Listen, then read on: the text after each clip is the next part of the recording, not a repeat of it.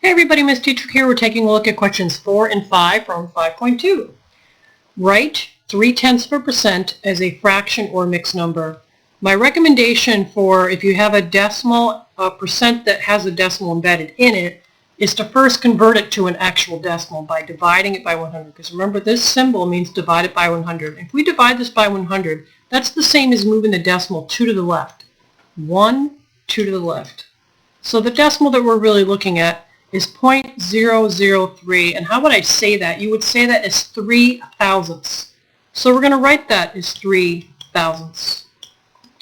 Can that be simplified? No, because 3 and 1,000, the GCF of both of those numbers is 1, so that's the simplest form. That one's done. So you're going to pick this. Now for question number 5, it says write 0.4% as a fraction or mixed number. Let's change this to a decimal first by moving it 2 to the left. 1, 2 to the left. So we would read this, if we clean it up a little bit, that would be read as 4 thousandths, because remember this is the tenths place, hundredths place, thousandths place. So if it's a thousandths place, then we need a denominator of 1,000, and we're talking about 4 thousandths. Now that number can be simplified. 4 is a factor of both of these. Divide 4 divided by 4, we're going to get 1.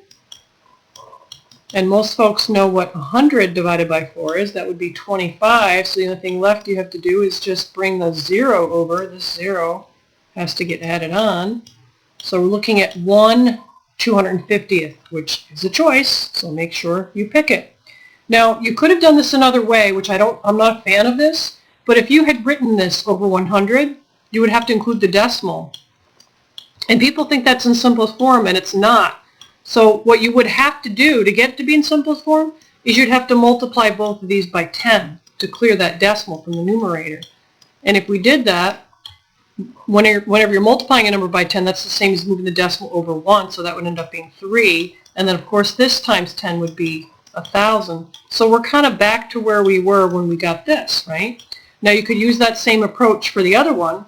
You could write this as 4 tenths over 100, but then you would have to remember to clear the decimal by multiplying both of these by 10.